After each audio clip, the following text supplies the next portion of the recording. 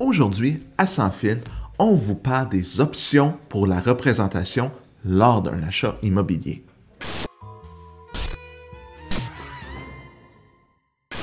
Si vous êtes une personne qui a besoin de conseils, d'être représentée, je vais utiliser l'expression pris par la main, j'exagère un peu, mais qui pourrait avoir besoin vraiment de conseils personnalisés, qui n'est pas trop sûr comment ça fonctionne, qui veut vraiment quelqu'un qui va l'accompagner tout au long d'une transaction, vous devez signer un contrat de courtage achat avec un courtier parce que c'est la seule façon que le courtier a légalement le droit de vous conseiller et de vous représenter. Si vous voulez savoir de quoi ça a l'air un contrat d'achat, je vais mettre en commentaire une vidéo que j'ai faite avec le contrat de courtage achat il y a quelques semaines. Ça va vous donner plus d'informations. Donc, regardez les commentaires de la vidéo en bas, ça va être là. Là, il y a des gens qui disent « Mais Olivier, mon courtier me conseillait avant, puis je n'avais pas de contrat d'achat signé avec lui. » Avant 2022, en fait, je recommence. Juin 2022, il y a eu un changement à la loi sur le courtage immobilier qui disait qu'on ne pouvait plus représenter et défendre les intérêts d'un acheteur avec des contrats verbaux. Donc, avant juin 2022, vous aviez des contrats verbaux avec les courtiers, vous ne le saviez juste pas. Il n'y avait pas d'entente spéciale de rétribution. C'était hey, « Ah oui, on se à la main, je te représente pour une transaction. Oui, parfait. » Donc, c'est pour ça qu'avant, vous ne signiez pas de contrat, mais que maintenant, aujourd'hui, vous êtes obligé d'en signer un. Disons que vous ne voulez pas signer de contrat pour différentes raisons qui sont propres à vous, mais que vous voulez travailler avec un courtier. Vous pouvez quand même le faire, mais ce dernier va devoir vous faire signer un annexe qui dit qu'il va représenter de facto les vendeurs des propriétés et non vous, et qu'il ne pourra pas vous conseiller, vous prendre un peu par la main, comme je disais dans mon exemple précédent. Donc, vous allez être, oui, avec un courtier de confiance, mais qui n'aura pas le droit de vous conseiller de faire des représentations pour vous. Donc, je ne vois pas pourquoi quelqu'un voudrait faire ça. Mais bon, si vous ne voulez vraiment pas signer de contrat, mais que vous voulez travailler avec un courtier, que vous avez quand même assez confiance, vous allez pouvoir le faire en signant cet avis-là. L'autre chose que vous pouvez faire, c'est d'aller voir directement les courtiers inscripteurs. Comme précédemment, vous allez y aller, le courtier va vous dire, écoute, je travaille pour le vendeur.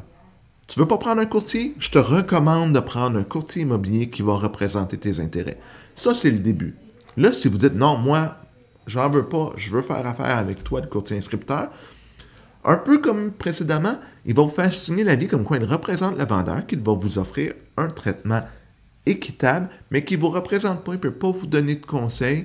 Donc, il va encore là vous laisser un peu à vous-même, mais vous allez peut-être vous dire, ben, c'est le courtier inscripteur, il veut vraiment faire la vente, il va travailler mieux. C'est votre choix. Moi, personnellement, je ne crois pas à ça.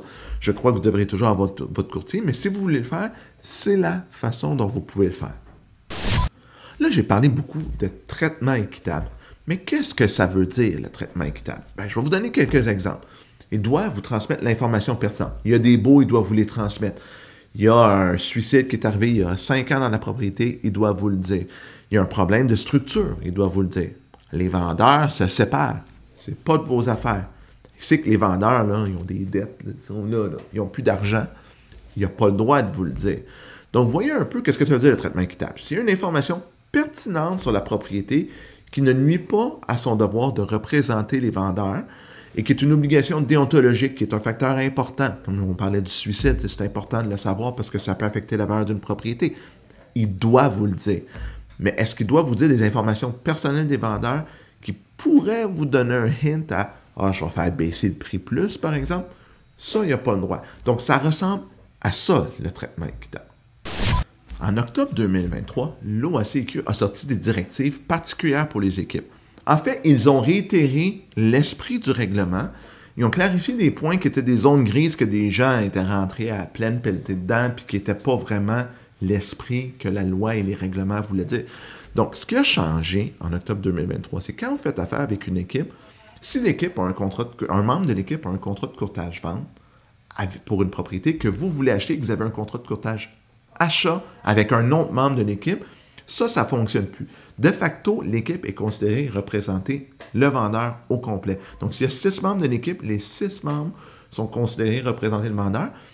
La personne de l'équipe avec un contrat de courtage-achat va devoir canceller son contrat de courtage-achat, vous recommander de faire affaire avec un courtier, et si vous ne voulez pas, faire, comme j'ai dit tantôt, utiliser le traitement équitable. Donc, ils ne vous représenteront pas, mais ils vont vous offrir un traitement équitable sur la propriété.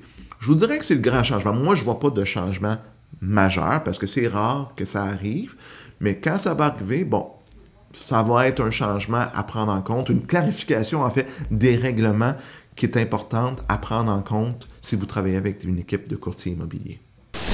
J'espère que vous en avez appris sur les options de représentation que vous avez quand vous voulez acheter une propriété. Si c'est le cas, un pouce en l'air, ce serait super apprécié. Abonnez-vous à la chaîne. On met régulièrement du contenu immobilier. Puis on se revoit la semaine prochaine pour une autre capsule. À bientôt tout le monde!